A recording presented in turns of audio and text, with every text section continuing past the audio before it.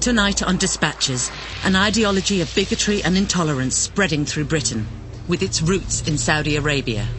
We Muslims have been ordered to do brainwashing. On women's rights. Allah created for women nutrition. If she doesn't wear hijab, we hit her. Gay rights. Take the homosexual man and throw him off the mountain. Living in a multicultural society. You have to live like a state within a state till you take one. And holy war. The pinnacle, the crest, the summit of Islam is jihad.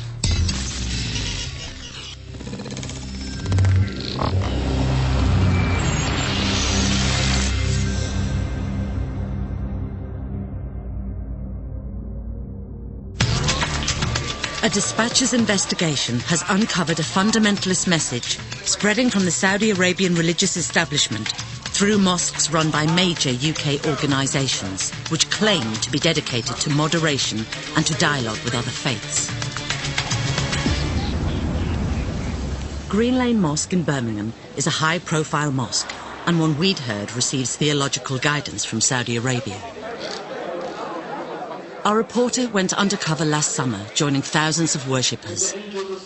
He's staying anonymous.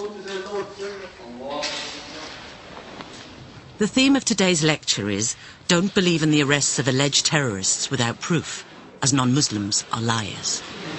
I don't believe it because they are kuffar and lying is part of their religion. Kuffar is an Arabic word meaning non-believer, an infidel. Unlike those kuffar, they do whatever they want to do. It's a term our reporter was to hear repeatedly being used in a derogatory way. They are liars. They are terrorists themselves. Liars. They will come before the people and talk, and they are lying. You can't believe them. These are pathological liars. Green Lane Mosque calls itself a centre for interfaith communication, welcoming people of all religions. But our reporter filmed there over 4 months and found this speaker, Abu Usama, was their main English-language preacher. He says Christians and Jews are enemies to Muslims. It has come to pass that we find the Nasara, the Yahud, America, the UK, France, Germany, they have come against the religion of Al-Islam. Why give up your deen and your long legacy of Al-Islam to please someone who is enemy to you? Abu Usama is an American convert. Hey, my man, where you from? And a very popular speaker at Green Lane. He preaches against non-Muslim laws. You want Al-Islam and the laws of Islam to be practiced. You want to do away with the man-made laws. And says British popular culture is a threat. The popular culture. You are a person who gives yourself to that, your mind is going to be controlled by the so-called powers to be, who make these man-made laws. Green Lane's official website says the mosque is designed to counter the negative publicity and stereotyping of Islam. But after a few weeks, our reporter was told by fellow worshippers how to access another, much more difficult to find internet chat room. It's run by Green Lane Mosque and broadcasts Abu Usama's speeches live to a small band of listeners. He says Muslims should obey British laws and contracts if they don't contradict Islam, but he condemns non-believers. No one loves the kuffar. No one loves the kuffar. Not a single person here from the Muslims loves the kuffar. Whether those kuffar are from the UK or from the US. We love the people of Islam and we hate the people of Christians. We hate the kuffar. Filmed undercover, he says he doesn't agree with the violent actions of Muslim terrorists, but he prefers them to non-Muslims. I don't agree with those individuals, but at the same time, they're closer to me than those criminals of undercover. He's better than 1,000,000 George Bushes, Osama bin Laden. He's better than 1,000 Tony Blair because he's a Muslim.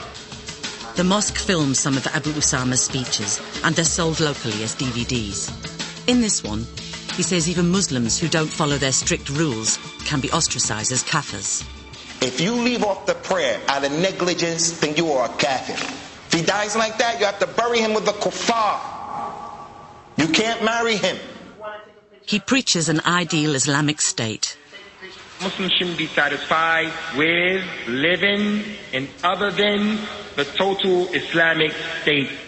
His vision of the Islamic state includes extreme punishments as he outlines in this DVD. Whoever changes his religion from Al-Islam to anything else, kill him in the Islamic State. The religious leader, or imam, can decide the punishments. If the imam wants to crucify him, he should crucify him. The person is put up on the wood and he's left there to bleed to death for 3 days. Abu Usama condemns the Western interpretation of free speech, which means the Prophet can be insulted, but he can be censored. If I were to call homosexuals perverted, dirty, filthy dogs that should be murdered, that's my freedom of speech, isn't it? They'll say, no, I'm not tolerant. But they feel that it's okay to say something about the Prophet. Our reporter has found these views being regularly preached at the head mosque of a major Muslim organisation. Green Lane Mosque, Birmingham, is the headquarters of the Makazi Jamiat Ahle Hadith, a British charity which runs over 40 UK mosques and branches, as well as part-time Islamic schools. It's an influential affiliate of the Muslim Council of Britain, which has praised it as a national body, respected for its educational and outreach programmes. But our reporter secretly filmed Abu Usama teaching that a jihad is coming against the unbelievers. Verily Allah is going to bring a group of people that He loves and they love Him. These people will be soft and kind to the believers, and they'll be rough and tough against the kuffar. They will fight in the cause of Allah. I encourage all of you to be amongst them, to begin to cultivate ourselves for the time that is fastly approaching, where the tables are going to turn and the Muslims are going to be in a position of being uppermost and in strength. And when that happens, people won't get killed unjustly. After a few weeks, our reporter learns that Green Lane worshippers get regular religious instruction direct from Saudi Arabia. Live two-way video links are set up. Projected onto the wall is the Grand Mufti of Saudi Arabia. He's the country's top religious leader, now being beamed live to worshippers in Birmingham. They ask questions through an interpreter and get fatwas, religious rulings. By now, our reporter has become a regular at the mosque. The man who supervises the video links tells him they've recorded them. We actually record all of them on DVD. You do? Yeah. So what we'll do is, if whatever the cost of the DVD is, whatever, you just, contribute to that, and that's no problem. Yeah. And our reporter is given them. These are the masters, yeah. Whatever you want to do, it's fine. The DVDs show a Birmingham worshipper who asks the Grand Mufti for a fatwa about understanding between Muslims and other religions. Some people say we shouldn't call Christians and Jews kuffar and we should establish good relations with them. What's your answer to this? His answer is uncompromising. This is not true. Jews and Christians who do not follow the Prophet Muhammad are kuffar. They will go to hell.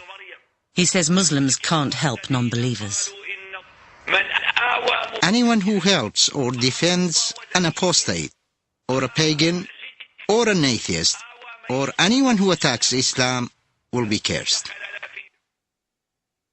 Green Lane Mosque is spreading a brand of Islam originating in Saudi Arabia, often known as Wahhabism. It's a hardline theology opposed by many British Muslims.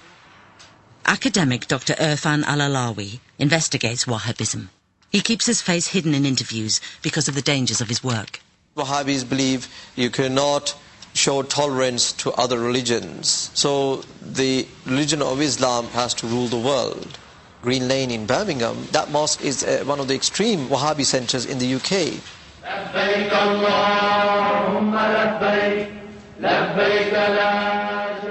Wahhabism is opposed to the traditional tolerant beliefs of classical Islam, according to leading Muslim academic Abdul Hakim Murad. Its principle is totalitarian, it's highly judgmental, it has no track record of dealing with other sorts of Islam or with unbelievers with any kind of respect. If you're outside the small circle of the true believers, you're going to hell, and therefore you should be treated with contempt. Non-believers are called kafirs, or kuffar. It's a term they use as an insult, according to moderate British Muslims like Dr. Taj Hagi. The word kafir is a very pejorative, negative, disparaging term. When you call someone a kafir, they're not worthy to be associated with. This kind of intolerance is something that gives rise to extremists. Many children were present at the Green Lane lectures our reporter filmed, where intolerance and bigotry were openly preached. In a DVD of a conference at Green Lane Mosque, a preacher called Sheikh Al-Jabali says Muslim children should be kept away from non-Muslims. What is sad to see is that for many parents, they send their children to the kuffar school. They allow them to mix with the kuffar so that the lifestyle and the beliefs of the kuffar become deep-rooted in the hearts of the kids. In a fatwa given in the video links, the Grand Mufti says children should be hit if they don't pray. Tell your children to pray when they are 7 and hit them when they are 10. The Ali Hadith's website directs readers to literature which says Islam confers equal rights upon all, regardless of sex. But in a crackly internet broadcast, Abu Usama says women are deficient. Allah created the woman, even if she gets a PhD, deficient. Her intellect is incomplete, deficient. She may be suffering from hormones that will make her emotional. It takes 2 witnesses of a woman to equal the 1 witness of the man. Saudi-based clerics in the video links preach male supremacy. Men are in charge of women. Wherever he goes, she should follow him, and she shouldn't be allowed to leave the house without his permission. Sheikh Al-Jabali says the hijab must be enforced on young girls, if necessary with violence. By the age of 10, it becomes an obligation on us to force her to wear hijab. And if she doesn't wear hijab, we hit her. Our reporter secretly filmed this preacher, Dr. Bilal Phillips, giving religious rulings at Green Lane. In a speech in the mosque, which was also broadcast at its internet chat room, he claims marrying off a girl before puberty is permissible. He claims the Prophet Muhammad married a 9-year-old girl, so it's permissible now. The Prophet Muhammad practically outlines the rules regarding marriage prior to puberty. With his practice, he clarified what is permissible, and that is why we shouldn't have any issues about an older man marrying a younger woman, which is looked down upon by the society today. But we know that Prophet Muhammad ﷺ practiced it. It wasn't abuse or exploitation. It was marriage. Dr. Phillips told us we had quoted him out of context, and he said he was not advocating that Muslims go against the laws of the UK. Muslims living in non-Muslim countries are obliged to abide by the laws of the country.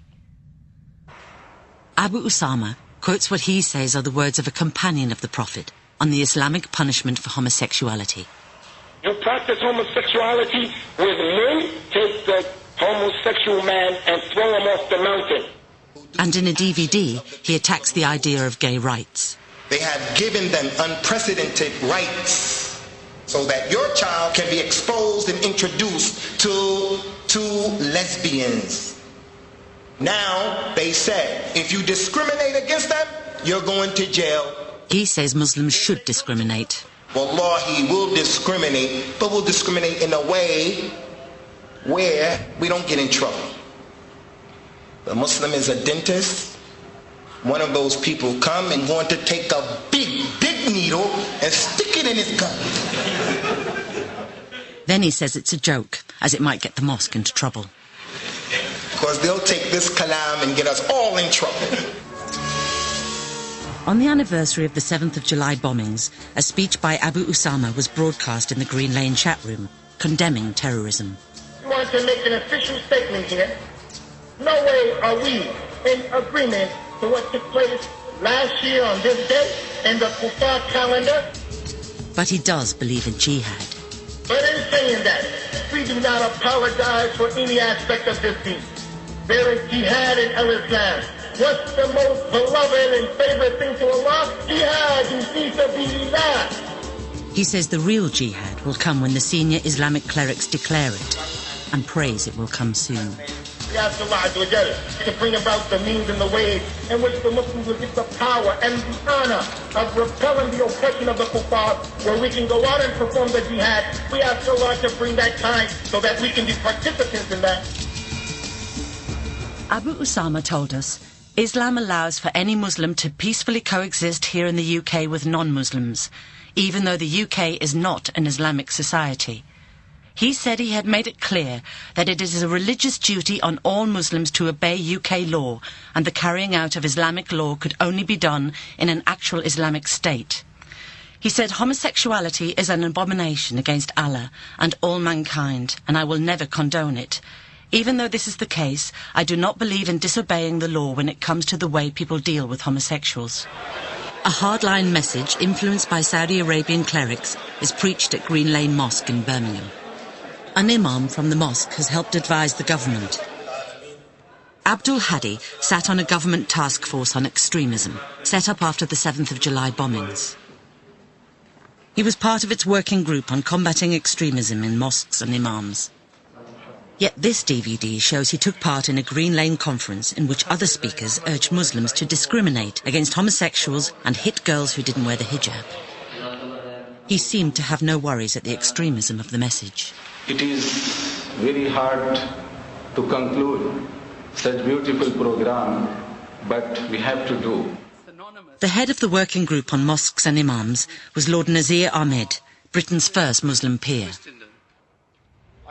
He's previously praised Green Lane Mosque. In an interview with BBC Radio in 2003, he named it as his favourite spiritual place in the country.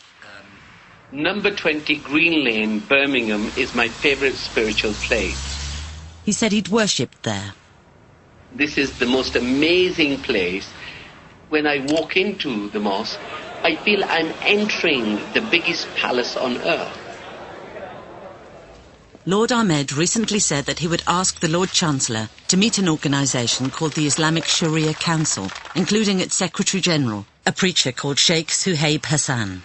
The meeting would be to discuss the introduction of Islamic divorce laws into the UK Constitution. Our reporter secretly filmed Sheikh Hassan speaking at Green Lane Mosque. He's a senior imam at a major mosque in East London and a former president of the Makazi Jamiat Ahle Hadith. In a speech downloaded from his mosque website, he proclaims the supremacy of Muslims in encounters with the non-believers. And Allah made the virtues of far down, and the virtues of believers supreme. In speeches on other Islamic websites, he predicts the coming of an Islamic state. Allah has decreed this thing, that I am going to be dominant. The dominance, of course, is a political dominance. The Islamic State, he predicts, will have a single, lifelong ruler with no opposition parties or elections, and it will bring in a strict version of Islamic law. The chopping the hands of the thieves, the flogging of the adulteress, and flogging of the drunkards. Then this state will launch jihad. Then jihad against the non-Muslims, against those people who are the oppressors. Sheikh Hassan told us that the word kuffar was not a racist or discriminatory term when heard in its Quranic sense. He said he'd stated many times that the re-establishment of a single Islamic state would be peaceful. He said he had often praised the British welfare state, its judicial, health and education systems. He said, I have never promoted any form of extremism, whether religious or otherwise, or justified violence in conditions of peace. Lord Ahmed told us that Green Lane Mosque was one of many mosques he visited. He said it would be ludicrous to suggest that by visiting an institution I become responsible for or aware of every word spoken at that establishment. He said he had asked for the meeting with the Lord Chancellor on behalf of all Muslims, and he said he was not aware of all the views held by Sheikh Hassan. Do brainwashing! Next, we investigate claims that radicalism linked to the Saudi religious establishment has spread across the country, even reaching into Britain's biggest and most mainstream mosque.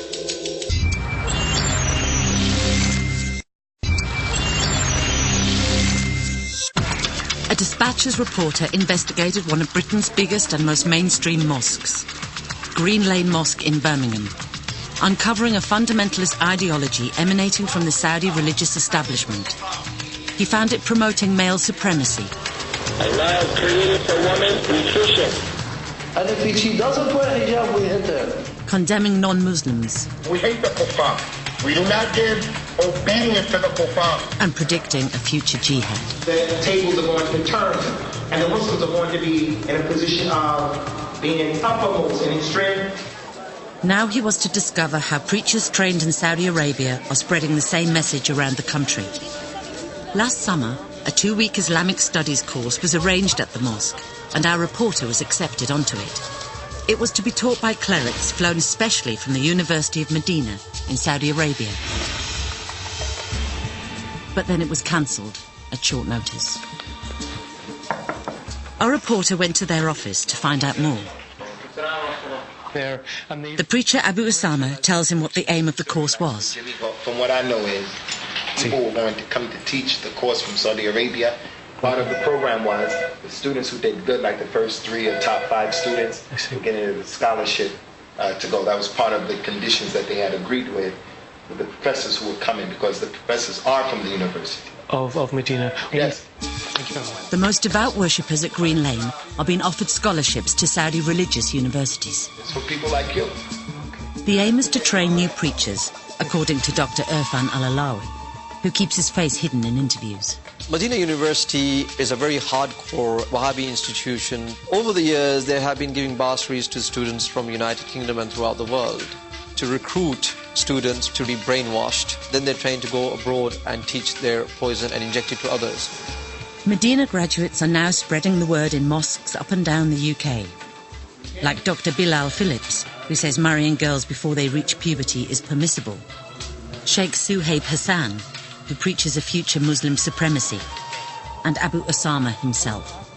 This is one of the most important items, I think, on the Saudi radical agenda, to push out more hospitable types of religious leadership and replace them with firebrands trained and programmed in the major Saudi universities.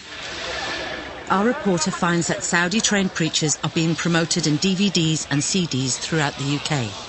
He found typical examples being sold in the car park at Green Lane Mosque. Children are buying them, and the stores are manned by local kids. Assalamu alaikum, brother.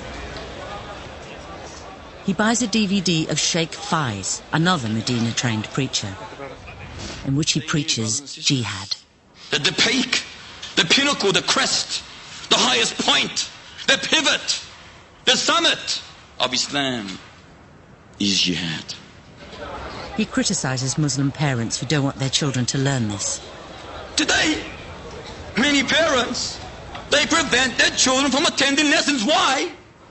They fear that they might create or place in their hearts the love, just a bit of the love of sacrificing their lives for Allah Ta'ala. We want to have children and offer them as soldiers defending Islam. Teach them this, that there is nothing more beloved to me than wanting to die as a mujahid, put in their soft, tender heart the zeal of jihad and the love of martyrdom. The Makazi Jamiat Ahle Hadith, which runs Green Lane Mosque in Birmingham, told us it is committed to promoting interfaith dialogue and political harmony in our society. Scholars from many different backgrounds spoke at its mosque, and we had quoted them out of context. It had not known what each speaker would say beforehand, and did not necessarily agree with everything that may have been said. It said the word kuffar was a neutral term, and said, "We reject the assertion that we are influenced by and teach an extreme version of Islam. We accept the rule of law, and we treat our non-Muslim neighbours with respect." The most notorious convert to preach in Britain was Sheikh Al-Faisal, who studied Islam at Riyadh University. He circulated his own tapes, urging followers to kill and to plant bombs, and was jailed for inciting racial hatred. You have to bomb the Indian businesses. And as for the Jews, you kill them physically. In an interview with the BBC, Al-Faisal claimed that he learned his anti-Semitic views from his university training in Saudi Arabia.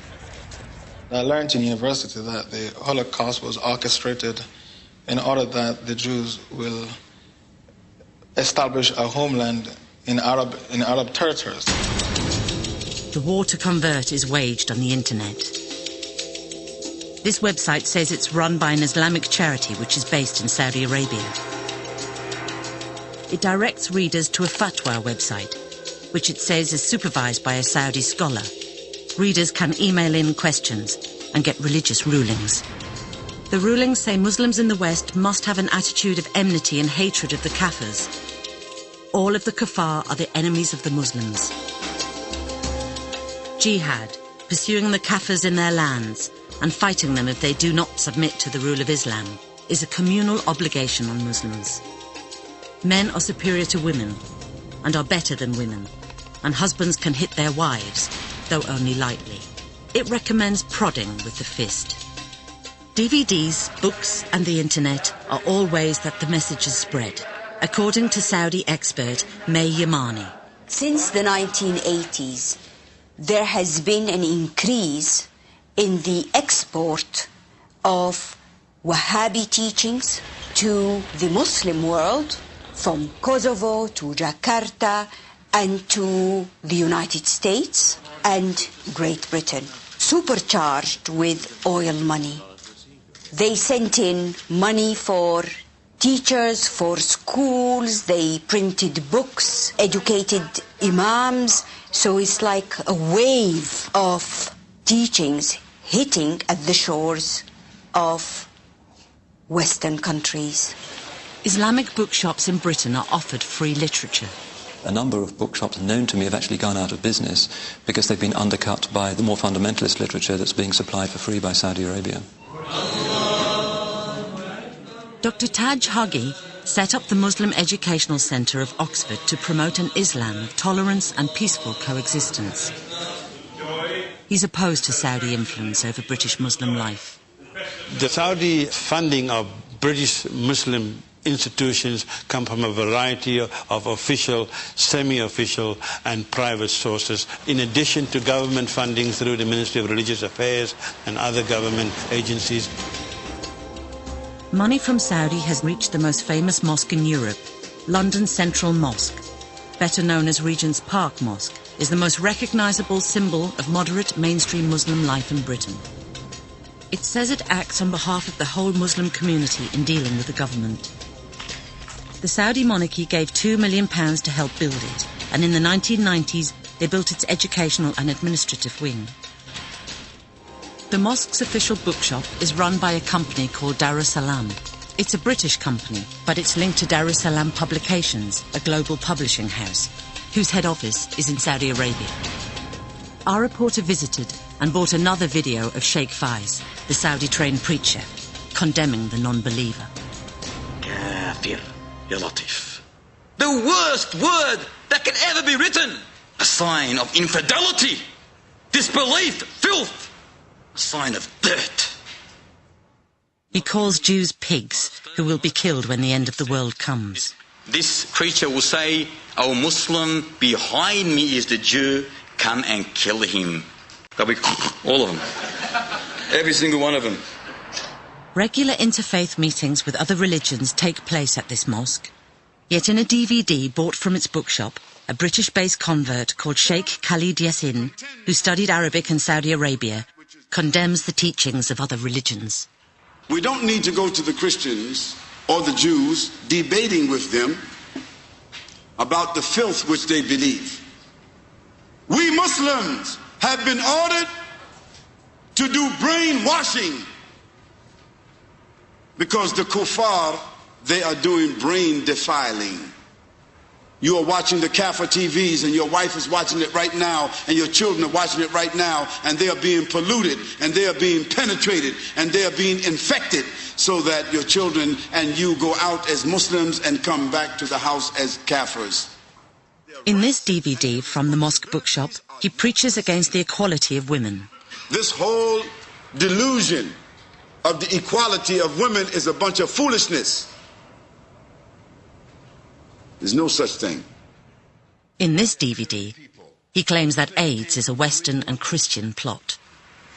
No, missionaries from the World Health Organization and Christian groups went into Africa and inoculated people for diphtheria, malaria, yellow fever, and they put in the medicine the AIDS virus, which is a conspiracy. The Mosque bookshop sells speeches by the Green Lane Mosque preacher, Abu Usama. In this one, he says Muslims and non-Muslims cannot coexist. Eye of the Muslim and the non-Muslim, they cannot coexist. One of them is going to impact the other. Non-Muslims are the authority and they have the power. Their lifestyle is going to impact upon the Muslims. Because the good and the bad, they do not coexist. And they sell audio CDs of Murtaza Khan, a preacher who speaks in many UK mosques. He's also an Islamic studies teacher at Al-Noor Muslim Primary School in Essex.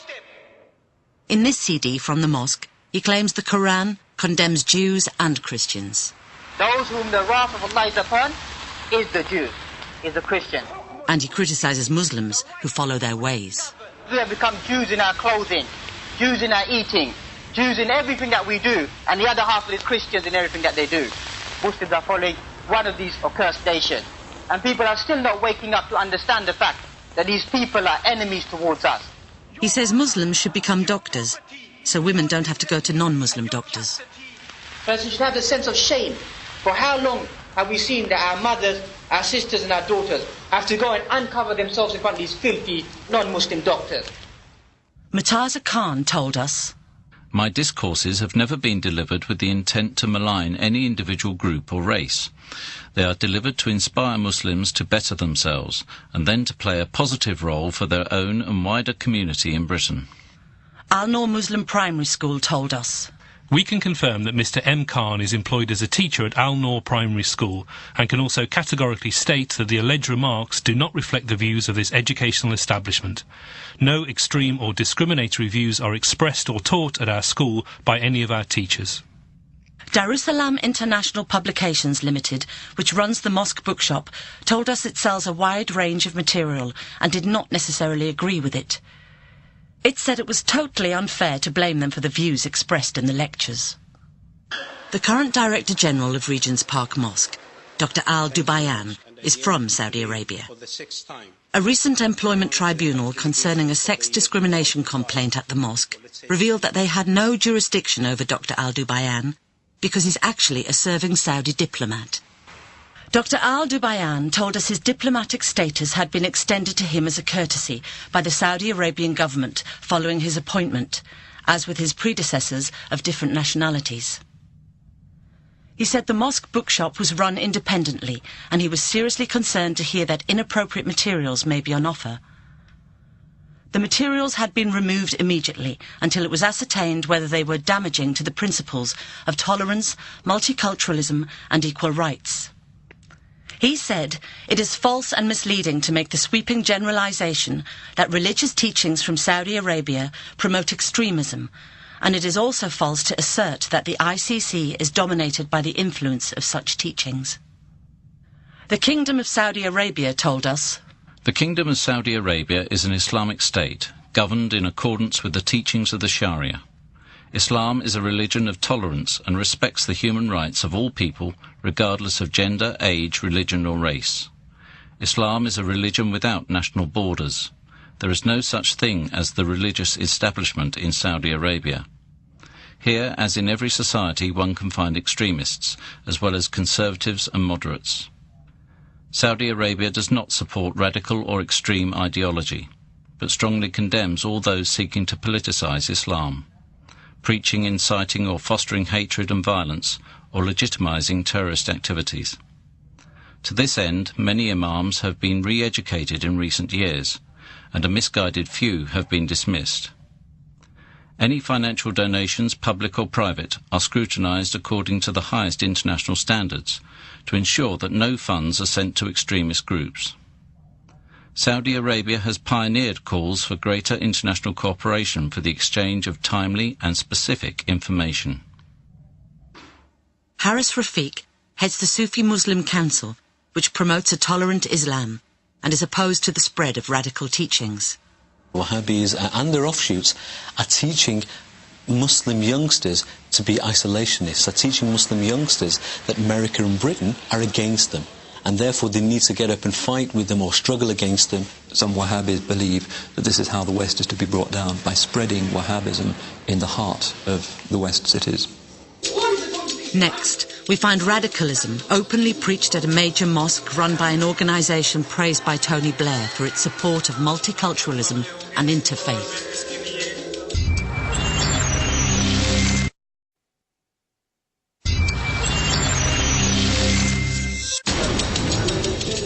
A Dispatches reporter has uncovered a message of bigotry and intolerance spreading through Britain from the Saudi religious establishment. We want to have children and offer them as soldiers, put in their soft, tender heart the zeal of jihad. Now he was to find more radical speakers, preaching in a mosque run by a major organisation, praised by Tony Blair for its interfaith work. While filming Undercover, our reporter met this preacher, Dr. Ijaz Mian. He's a travelling speaker who talks at different organisations in Britain. Our reporter filmed his talk at a mosque run by the Ala Hadith organisation in Derby. It's the same organisation that runs Green Lane Mosque in Birmingham, which our reporter found promoting extreme teachings. Dr. Mian praises the Saudi religious police, saying they can imprison people for not praying. They send the police and they say, well, if you don't come for prayer, close your shop, we will arrest you. But if you don't, then we have to bring the punishment on you. You will be killed and nobody will pray on you. Dr. Mian is yet another UK preacher who has taught in Saudi Arabia. He spent 6 years studying Islam in Ibn Saud University in Riyadh. He wants to see religious police operating on the streets. They would make sure that every person prays to Allah subhanahu wa ta'ala. 5 times. Every woman will be covered, from the top to the toes, hijab. Otherwise the police will just correct them. He has a radical plan for this country. Muslims shouldn't accept British democracy. Everywhere, king, queen, House of Commons. If you accept it, then you're a part of it. You don't accept it, but you have to dismantle it. So you being a Muslim, you have to fix it up. Then we know what you call House of Commons. From that White House to this Black House, we know that we have to dismantle it. Muslims must grow in strength, then take over. You are in a situation in which you have to live like a state within a state till you take over. But until this happens, you have to preach. Or you become in such a force that the people, they just submit to you. Hands up. Till you become strong enough that to take over. It's an extreme vision that Muslims will one day take over Britain and bring about an Islamic state with Sharia law. Dr. Mian invites our reporter to visit Birmingham, where he's based. We can come to you, you can come to us. He takes him up on the offer, and a few weeks later they meet in Birmingham. Dr. Mian takes him to Sparkbrook Islamic Centre, where he wants to arrange a talk. The centre is run by the UK Islamic Mission, a major organisation dedicated to interfaith work. This is their annual conference last year in Birmingham. It runs over 45 mosques and branches in Britain and has 6,000 children in its part-time Islamic schools. The Prime Minister has said the UKIM is extremely valued by the government, particularly for its multi-faith and multicultural activities. Yet despite his radical views, Dr. Mian has worked with the UKIM and given talks at its events. At their annual conference, he was a guest on stage. Today he's making a presentation to the UKIM committee at the Sparkbrook Islamic Centre. He suggests that the committee invites a small group of non-Muslims to the mosque and tries to convert them. Every kafir has a right to Islam. He says Muslims cannot accept non-Muslim rule. You cannot accept the rule of the kafir. We have to rule ourselves and we have to rule others. Although his radical beliefs are obvious, the UKIM committee is happy to go ahead with his talk. We invite people, non-Muslims. Will you be available to speak to them? Of course. This is my full-time duty. Yeah, that's what we organize it. The UKIM hosts regular interfaith events at this mosque. Yet when our reporter joined the worshippers at Sparkbrook for a Friday sermon, he heard the UKIM imam preaching against non-Muslims. God, help us win the fight against the kuffar in every field, in every department of life. We beg you to help us fight against the enemies of our religion. Help us fight the kuffar. The UKIM runs dawah, or missionary centres, which spread the word. Our reporter visits one of them at Alam Rock Islamic Centre in Birmingham to see what kind of materials they circulate. Is the Dawah Centre open upstairs? Yes, what do you want? I'm looking for some books. Okay, yes. He's given some free leaflets. One thing is this one. Okay. You start with these. Okay, These are easy to understand for everybody who doesn't know anything about Islam. They're by a Pakistani religious leader called Saeed Maududi. He was the founder of a fundamentalist political party in Pakistan called Jamaat Islami.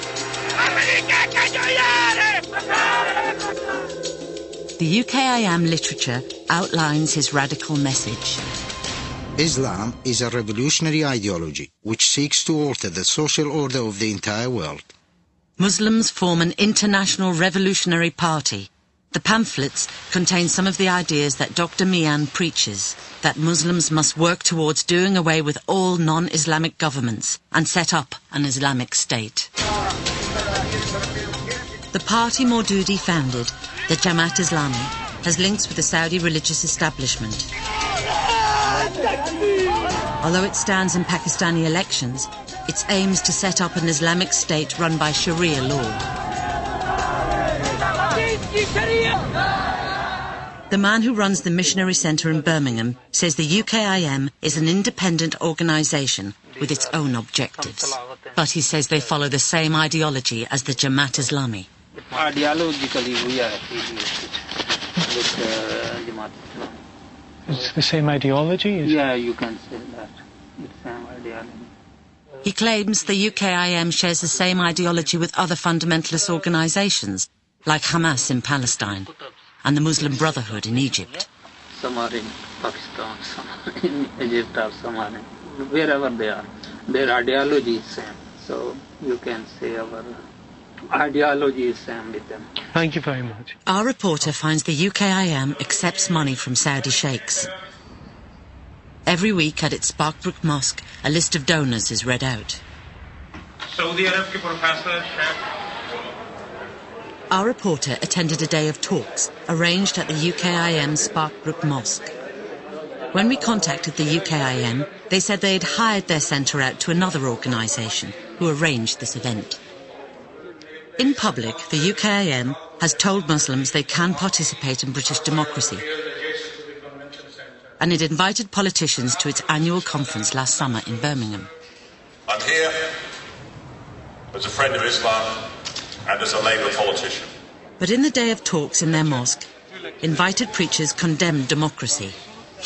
Today we find ourselves bearing the brunt of a pervasive attack against Islam, trying to win the hearts and the minds of the Muslimin over to become advocates and supporters of a democratic system. Then never will the Jews and the Christians be happy with you until you follow their way, and you follow their system, and you follow their way of life. Call the people to avoid and renounce the millah of the Jews and the Christians, which is a millah of freedom, which is a millah of equality, which is a millah of democracy. The next speaker is introduced as the Deputy Headmaster of Darul Uloom Islamic High School, a single-faith secondary school in Birmingham. The government has urged single-faith schools to promote tolerance, inclusion and understanding between different sections of society. They talk about integration. There's an overt as well as a covert plan, a program. They talk about you need to integrate. If you don't, then you're a freak. You're strange. There's something wrong with you. Like if you have something the gays homosexuality. They've got a name to call you now. You're a homophobic, man. There's something wrong with you. Not with this gay. Sorry, homosexual. Well, which part of this society are we supposed to take and adopt as our life? Which one? His criticism of Western society even extended to democracy itself. And we've got all these people and all these organisations talking about it. Let's be democratic. And I disagree with them for using the word democracy. They should call it according to the Islamic understanding of the word, which is kufrocracy. Kufrocracy. That's the plan. This is a hidden, cancerous aim of these people. Darul Uloom's school told us that the deputy headmaster no longer worked at the school and said his views did not represent the school's. The former deputy head told us he had resigned and said he did not believe that Muslims should isolate themselves from the non-Muslim community. The UKIM works with the police and invited officers to its annual conference. I take huge comfort from the really positive messages from the Muslim community. But in the event, which they allowed at their Sparkbrook Mosque, another invited speaker said Muslims can't join the police. Is it correct? Is it viable to join the police? How can you be implementing the laws of kufr? It means a rejection of the concept of democracy, rejecting all of the entirety of the system. He mentions a Muslim who joined the British Army and was killed fighting the Taliban last summer. There was an individual who was killed in Afghanistan recently. Well, it was a Muslim name. He came from a Pakistani family. And do you know what they've written in the tabloid newspaper? Hero of Islam. Hero of Islam who went into a Muslim Afghanistan to kill Muslims. Why? Because their crime is implementing Islam. Then he praises the Taliban fighters who killed him. The hero of Islam is the one who separated his head from his shoulders. Sparkbrook Islamic Centre told us that the hall had been hired out by another group and said, under no circumstances should the UKIM or Sparkbrook Islamic Centre be held responsible for the event. The UKIM said the event did not reflect our policy or culture. It said it had no organic links with Jamaat Islami in Pakistan or any other Islamic party. It said it unequivocally rejected all our allegations and said the UKIM seeks to promote a two-way understanding between Muslims and their non-Muslim compatriots. Dr. Mian told us that he did not advocate that Islam would be forced upon anyone and said that dismantling British democracy meant correcting its laws. He said we had not quoted his many speeches condemning terrorism and the killing of innocent people. Our investigation has uncovered bigotry and intolerance, spreading from the Saudi religious establishment through major mainstream British organisations. The radicalising power of this ideology is extremely dangerous. We're actually losing our children to extremists. I regard what the Saudis are doing in the ghettos of British Islam as potentially lethal for the future of the community.